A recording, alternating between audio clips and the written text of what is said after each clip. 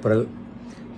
எல்லாம் அரசியலை பற்றி நிறைய இன்டர்வியூஸ் கேட்டுகிட்டே இருக்காங்க. ஒவ்வொரு சேனலையும் கூப்பிட்டு வச்சு நான் பேச ஆரம்பித்தா வாயில் ரத்தம் வந்துடுங்க.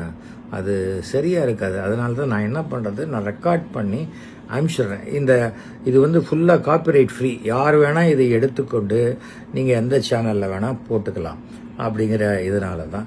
ஆனால் இது வந்து SVES 50 டிவி அப்படின்னு நானே ஒரு சேனல் நடத்திக்கிட்டு இருக்கேன். அதனால் என்னுடைய ரெக்கார்டிங்ஸு நான் பேசினது எதையும் நீங்கள் பார்க்கணுன்னு நினச்சிங்கன்னா நீங்கள் என்ன பண்ணுங்கள், இந்த SVES 50 இந்த சேனலை லைக் பண்ணுங்கள், ஷேர் பண்ணுங்கள், சப்ஸ்கிரைப் பண்ணுங்கள். இதெல்லாம் சொல்லி ரொம்ப நாள் ஆச்சு. இப்போ தான் சொல்ல ஆரம்பித்தேன், இன்றைக்கி தான் சொல்ல ஆரம்பிச்சிருக்கேன். இப்போதைய தலைப்பு தமிழ்நாட்டில் பிராமணர்களுடைய ஓட்டு எந்த கட்சிக்கு அப்படின்னு தான். அது வந்து ஆக்சுவலாக இது ஒரு டிபேட்டபிளான ஒரு விஷயம். பிராமணர்களையும் 2 வகையான பிரிவுகள்லாம் இருக்காங்க. ஐயர் இருக்காங்க, ஐயங்கார் இருக்காங்க.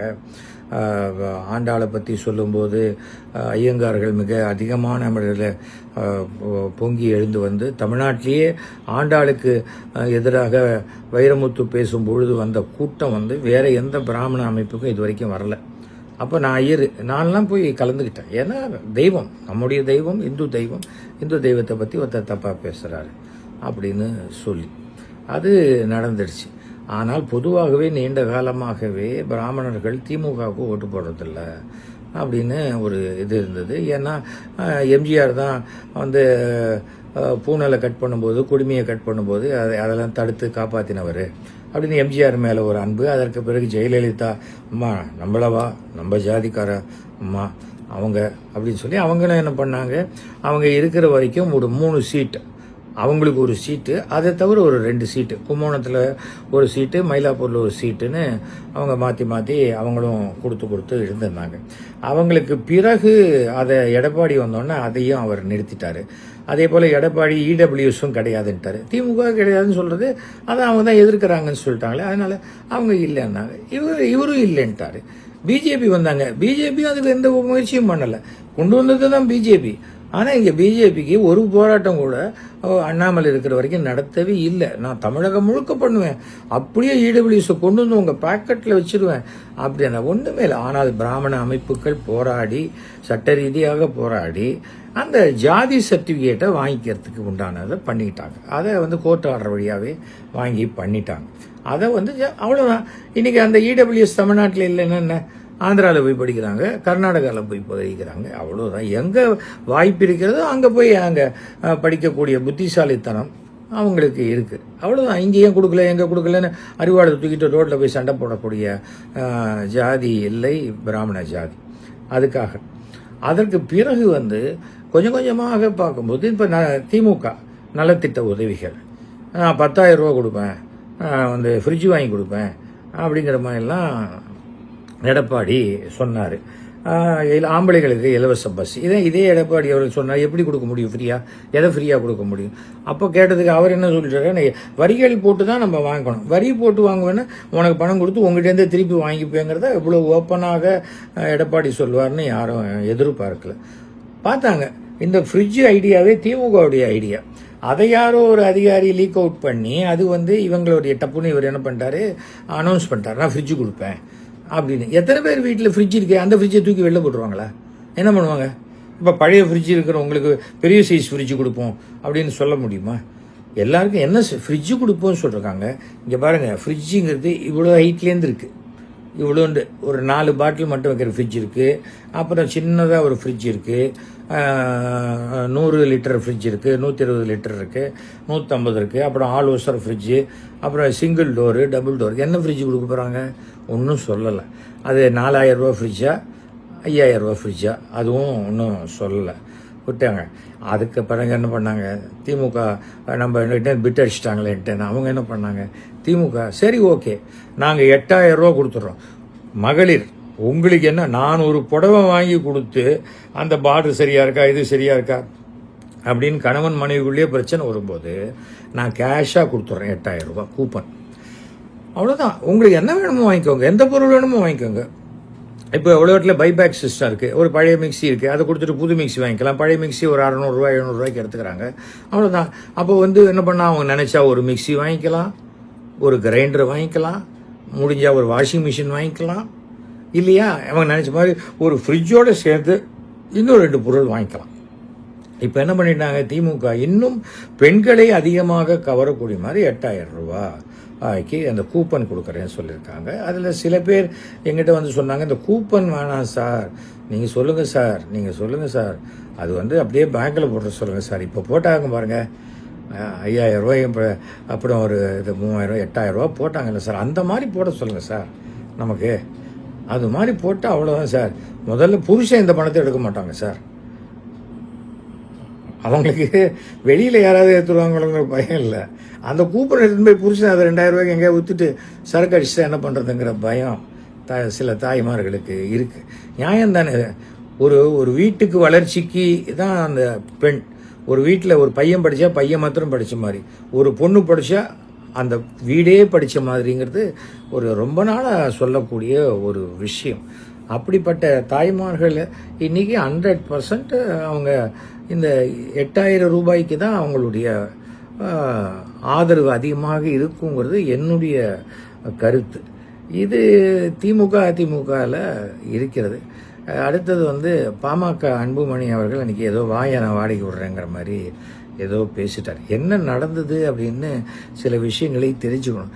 ஏதாவது ஒரு மீம்ஸ் வந்தோன்னா அந்த மீம்ஸ் இருக்கிறதே நிஜம் நினச்சிக்கிட்டு பேசிட்டா, அப்போ வாயை நான் வாடகை விடுறேனாக்கா அவங்க கண்ணை வேற எங்கேயோ வாடகைக்கு விட்டு எதையோ படிச்சுட்டு எதையோ பேசுகிறாங்கன்னு அர்த்தம்.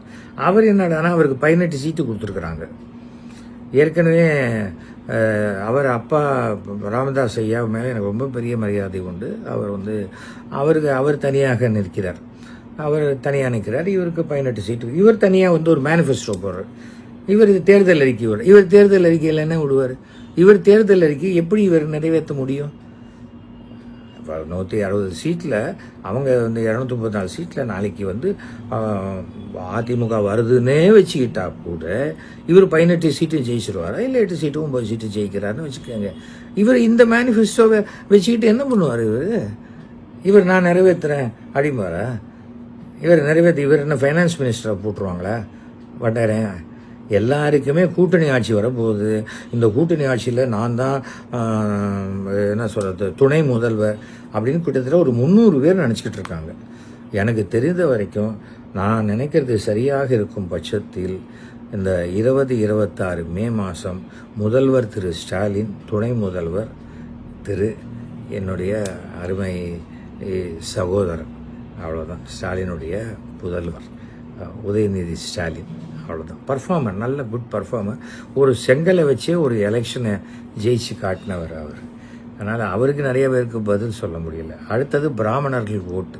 பிராமணர்கள் ஓட்டு இப்போது பார்க்கும்போது நிறையா பேருக்கு வந்து திராவிட கழகத்தினுடைய கொள்கைகள் தான் பிடிக்கலையே தவிர திமுக என்றைக்குமே கடவுள் இல்லை, நான் இந்து மதத்துக்கு எதிர்ப்பு சொன்னதே கிடையாது.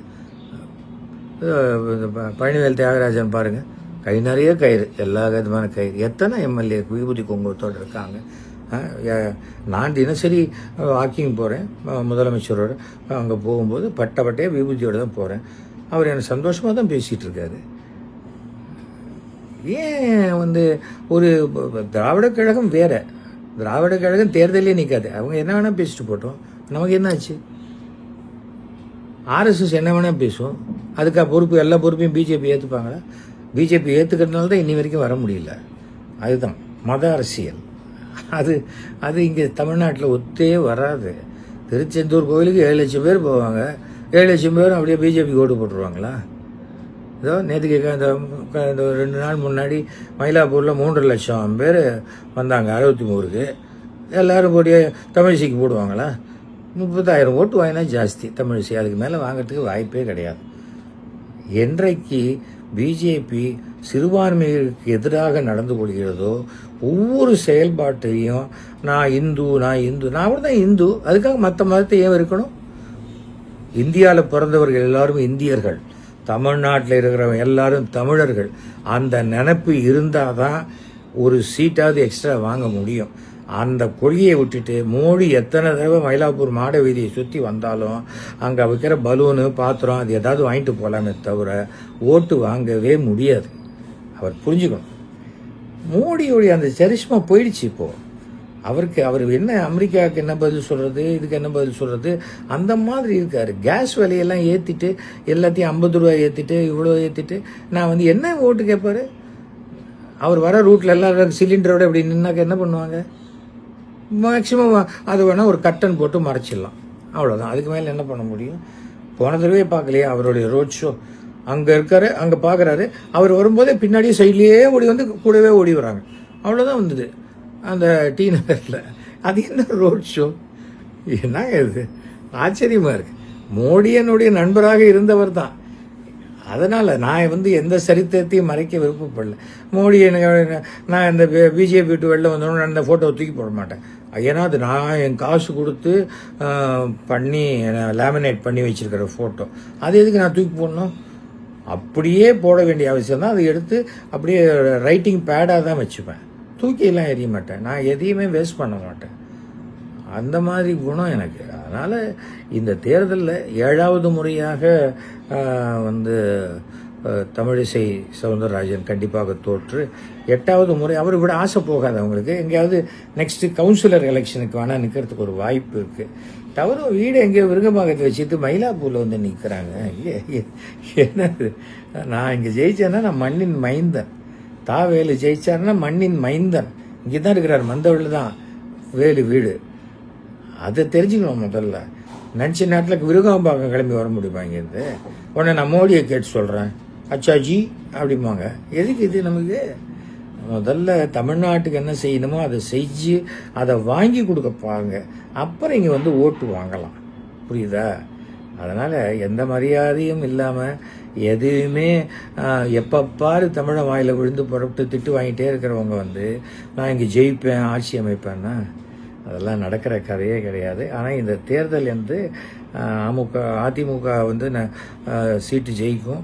ஆனால் அதிமுக கூட்டணியில் இருக்கிறவங்க எல்லாருமே ஜெயிக்கிறதுக்கு எந்த வாய்ப்பும் எனக்கு பிரகாசமாக தெரியல. அதில் பிஜேபி சுத்தமாக ஒரு சீட்டு ஜெயிச்சா 2 சீட்டு ஜெயிச்சா அதிர்ஷ்டம் இல்லை, அது பெரிய விஷயம். முருகன்லாம் கண்டிப்பாக தோப்பார். முருகன்லாம் தோக்கிறதுக்கு உண்டான எல்லா வாய்ப்பு இருக்குது. முருகனுக்கு அங்கே இருக்கிற பதவியும் போயிடும். எம்ஏஎம் திருப்பி கூப்பிட்டு எம்பி எல்லாம் கொடுக்க மாட்டாங்க.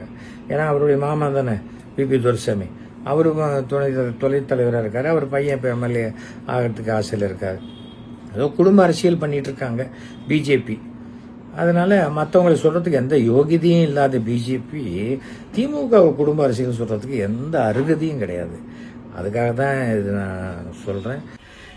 பிராமணர்களை மிக அதிக அளவில் முதல்ல ஆதரித்தது வந்து அதிமுக, அது இபிஎஸ்க்கு பிறகு நின்று போச்சு. ஆனால் அது பிராமணர்கள் மிக அதிக அளவில் ஆதரித்தது வந்து பிஜேபி, மோடி நம்மளவர் தான் அப்படிங்கிற அளவுக்கு ஆதரித்தவங்க இந்த தடவை ரொம்ப டிசப்பாயிண்ட் ஆகிட்டாங்க. இந்த மாதிரியான ஒரு சூழ்நிலையில் தமிழ்நாட்டில் இருக்கக்கூடிய பெரும்பான்மையான பிராமணர் சங்கங்கள் இந்த தடவை நம்ம ஓட்டு பிஜேபி இருக்கக்கூடிய கூட்டணிக்கு கிடையாது அப்படின்னு தீர்மானிச்சிருக்கோம் அப்படின்னு சொன்னால் federation of Brahmin association of south India FEBAS அப்படிங்கிற அமைப்பினுடைய நிறுவன தலைவர் நான்.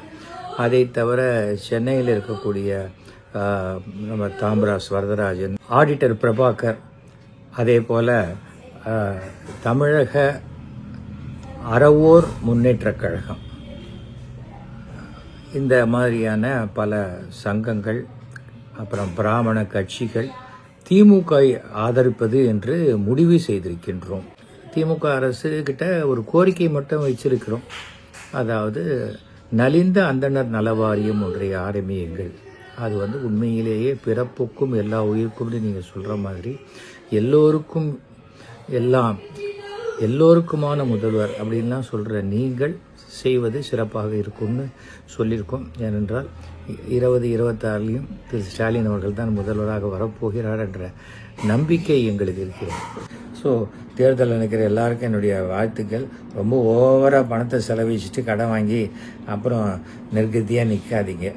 இன்றைக்கி அண்ணாமலைக்கான கதி தான் உங்களுக்கும் ஆகிடும். அதான் நான் சொல்லிக்க ஆசைப்பட்றேன்.